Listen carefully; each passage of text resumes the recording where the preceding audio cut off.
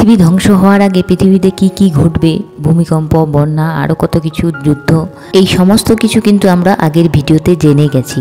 কিন্তু আজকে আমরা যেই বিষয় নিয়ে আলোচনা করব সেটা হলো শেষের দিনে আমাদের সাথে অর্থাৎ খ্রিস্ট বিশ্বাসীদের জীবনে কেমন পরিস্থিতির সামনে পড়তে হবে, খ্রিস্ট বিশ্বাসীদেরকে কি পরিস্থিতির মধ্যে দিয়ে যেতে হবে পৃথিবী ধ্বংস হওয়ার শেষের মুহূর্তগুলোতে। আমরা একটু বাইবেলের দিকে চোখ রাখবো। লুক 21:12-19 পদে কি লেখা রয়েছে এটা আমরা একটু দেখে নেব। কিন্তু এসব ঘটনা ঘটার আগে তারা তোমাদের গ্রেপ্তার করবে, তোমাদের প্রতি নির্যাতন করবে, তারা বিচারের জন্য তোমাদের সমাজগৃহে সঁপে দেবে ও তোমাদের কারাগারে ভরবে। আমারই কারণে তারা তোমাদের রাজাদের ও রাজ্যপালদের সামনে টেনে নিয়ে যাবে, তাতে আমার বিষয়ে সাক্ষ্য দেওয়ার জন্য তোমরা সুযোগ পাবে। তোমরা মনের দিক থেকে তৈরি থেকো আত্মপক্ষ সমর্থন করতে। তখন কি বলবে, কি জবাবদিহি করবে তার জন্য চিন্তা করো না, কারণ সেই সময় আমি তোমাদের বুদ্ধি দেব, তোমাদের মুখে এমন কথা জোগাবো যে তোমাদের বিপক্ষরা তা অস্বীকার করতে পারবে না, আবার তার প্রতিরোধও করতে পারবে না। কিন্তু তোমাদের আপন বাবা মা ভাই ও আত্মীয় বন্ধুরাই তোমাদের প্রতি বিশ্বাসঘাতকতা করে তোমাদের ধরিয়ে দেবে, এমনকি তোমাদের কাউকে কাউকে মেরেও ফেলবে।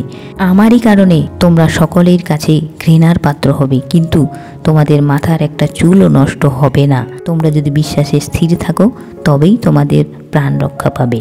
তাহলে আমরা এই বাক্যগুলো থেকে কি জানলাম, যে শেষের সময়ে আমাদের সাথে অর্থাৎ খ্রিস্ট বিশ্বাসীদের সাথে এই সমস্ত কিছু ঘটবে। আমাদেরকে থানায় ভরে দেবে, আমাদেরকে মারবে। আমরা খ্রিস্ট বিশ্বাসী বলে আমাদেরকে অনেক কিছু প্রশ্নের উত্তরও দিতে হবে, কিন্তু এখানে বলেছেন যে তখন কি উত্তর দিতে হবে আমাদের সেসব ভাবতে হবে না।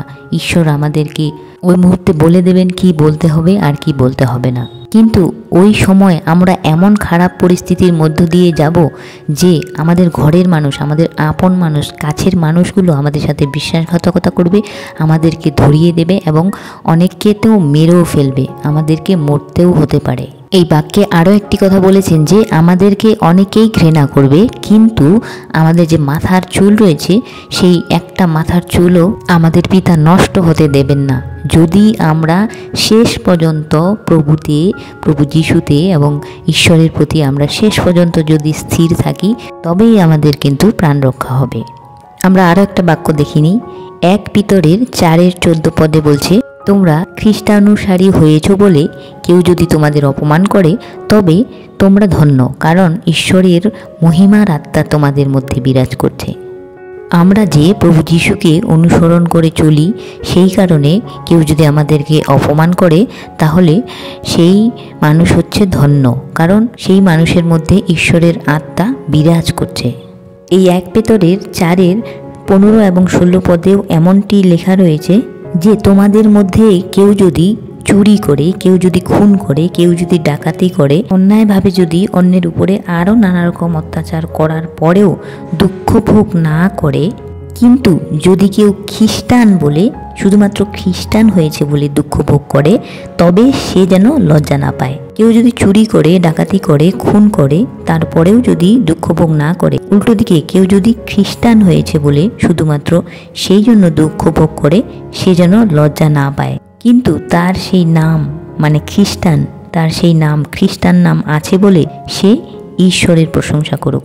কেউ যদি এত কিছু করার পরেও দুঃখ ভোগ না করে, আবার উল্টো দিকে কেউ যদি শুধুমাত্র খ্রিস্টান হয়েছে বলে দুঃখ ভোগ করে, তাহলে সে ঈশ্বরের প্রশংসা করুক। তাহলে আমরা এখান থেকেও শিখলাম যে আমরা যেন লজ্জা না পাই, আমরা যে খ্রিস্টান এই নামের জন্য আমরা যেন লজ্জা না পাই। আমরা অপমানিত হলেও, দুঃখ ভোগ করলেও আমরা যেন লজ্জা না পাই, বরং আমরা ঈশ্বরের গৌরব করি, ঈশ্বরের আমরা যেন প্রশংসা করি এবং ভয়ও যেন না পাই। এই সমস্ত কিছু যখন আমাদের সাথে হতে থাকবে তখন যেন আমরা একদম ভয় না পাই। চলুন আমরা একটা বাক্য দেখে নিই। গীতসংহিতা 56:3 পদ, যে সময় আমার ভয় লাগে আমি তোমার উপর নির্ভর করব। জীবনে যেই পরিস্থিতি আসুক না কেন, যেমন পরিস্থিতি আসুক না কেন, যখনই আমাদের ভয় লাগবে আমরা তখনই ঈশ্বরের উপর নির্ভর করব। মানুষ আমাদেরকে মারবে, মানুষ আমাদেরকে অপমান করবে, মানুষ আমাদের সাথে বিশ্বাসঘাতকতা করবে, আমরা ভয় পাবো না। আমরা যখনই ভয় পাবো আমরা ঈশ্বরের উপর নির্ভর করব। আর গীতসংহিতা 56:11 পদে বলছে, আমি ঈশ্বরের উপর নির্ভর করি, ভয় করব না, মানুষ আমার কি করতে পারে। আমরা যখন ভয় পাবো আমরা ঈশ্বরের উপর নির্ভর করব। আমরা যখন ঈশ্বরের উপর নির্ভর করি তখন আমাদের ভয়ের কোনো কারণ নেই, কারণ ঈশ্বর যখন আমাদের সাথে রয়েছে তখন মানুষ আমাদেরকে কি করতে পারে। এই বিষয়ে আরও একটা বাক্য আমরা দেখে নেব। যিশাইয় 41:10 পদে বলছে, ভয় করো না, কারণ আমি তোমার সঙ্গে আছি। হতাশ হইও না, কারণ আমি তোমার ঈশ্বর। আমি তোমাকে শক্তি দেব ও তোমাকে সাহায্য করব। আমার ডান হাত দিয়ে তোমাকে ধরে রাখব। তাহলে ঈশ্বর নিজেই আমাদের বলছেন ভয় না করতে। আমরা ভয় করব না, কারণ ঈশ্বর আমাদের সঙ্গে রয়েছেন। ঈশ্বর আমাদেরকে শক্তি দেবেন এবং আমাদেরকে সাহায্য করবেন, এবং ঈশ্বরের ডান হাত দিয়ে সব সময় আমাদেরকে ধরে রাখবেন। 1 করিন্থীয় 10:13 পদে বলছে, মানুষ যা সহ্য করতে পারে তাছাড়া অন্য পরীক্ষা তোমাদের দেওয়া হবে না। আর ঈশ্বর বিশ্বস্ত, তিনি তোমাদের জন্য তোমাদের শক্তির অতিরিক্ত পরীক্ষা তিনি দেবেন না, বরং পরীক্ষার সঙ্গে সঙ্গে রক্ষার পথও করে দেবেন, যেন তোমরা সহ্য করতে পারো। শেষ সময়ে যখন আমাদের উপর অত্যাচার হবে, যখন আমাদেরকে অপমান করা হবে, যখন আমাদেরকে মারা হবে, যখন আমাদেরকে জেলে পুরে দেওয়া হবে, সেই সমস্ত কিছু যখন আমাদের সাথে ঘটতে থাকবে, তখন যেন আমরা ভেঙে না পড়ি। তখন যেন আমরা এমনটা না বলি যে আমরা আর নিতে পারছি না, আমরা আর সহ্য করতে পারছি না। কারণ এখানে বলা হয়েছে মানুষ যা সহ্য করতে পারে তাছাড়া অন্য পরীক্ষা তোমাদের দেওয়া হবে না। আর ঈশ্বর হচ্ছে বিশ্বস্ত, তিনি তোমাদের জন্য তোমাদের শক্তির অতিরিক্ত কোনো কিছুই দেবেন না। আমরা যতটুকু নিতে পারবো, আমরা যতটুকু সহ্য করতে পারবো ঠিক ততটাই দেবেন, তার থেকে বেশিও না, তার থেকে কমও না। এবং আমরা যখন সেই বিপদের মধ্য দিয়ে যাব, আমরা যখন সেই বিপদের মধ্যে থাকবো, তখন সেই বিপদ থেকে, সেই যন্ত্রণা থেকে, সেই কষ্ট থেকে কি করে বের হতে হয় সেটাও ঈশ্বর এখানে বলে দিয়েছেন, যে পরীক্ষার সঙ্গে সঙ্গে রক্ষার পথও তিনি করে দেবেন, যেন আমরা সহ্য করতে পারি। ফিলিপিও 8:13 পদে বলছে, যিনি আমাকে শক্তি যোগান, তার শক্তিতে আমি সব কিছু করতে পারি। সেই সমস্ত লড়াই, লাঞ্ছনা, ঘৃণা, অপমান সব কিছু থেকে বের হওয়ার জন্য ঈশ্বর আমাদেরকে শক্তি যোগাবেন, আর ঈশ্বরের শক্তিতে আমরা সব কিছু করতে পারবো। এবং শেষের দিনে বা শেষ সময়ের দিকে আরও কি ঘটবে সেটা আমরা দেখে নেব।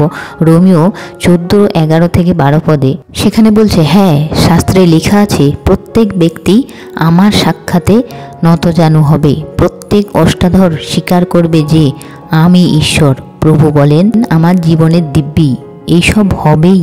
আমাদের সকলকেই ঈশ্বরের কাছে আমাদের জীবনের হিসাব দিতে হবে। আমরা বেঁচে থাকতে থাকতে পৃথিবীতে কি কি করছি, কি কি না করছি, পাপ করছি, অন্যায় করছি, ভালো করছি, খারাপ করছি, সব কিছুর হিসেব শেষের দিনে আমাদেরকে দিতে হবে। এবং এই বাক্যের অনুসারে যারা এখন আমাদের সাথে অত্যাচার করছে, আমাদেরকে অপমান করছে, যারা প্রভু যিশুকে অপমান করছে, যারা নানাভাবে আমাদেরকে জেলে পুরে দিচ্ছে, মারছে, চার্চ ভেঙে দেওয়া হচ্ছে, যত কিছু করছে, যা কিছু করছে, তারা শেষের দিনে যখন প্রভু যিশু আবার ফিরে আসবেন, তখন প্রত্যেকে স্বীকার করবে যে প্রভু যিশুই ঈশ্বর, এবং প্রত্যেকে প্রভু যিশুর পায়ের নিচে মাথা ঠেকাবে। আর এই দিব্যি বা প্রতিজ্ঞা করেছেন স্বয়ং প্রভু যিশু।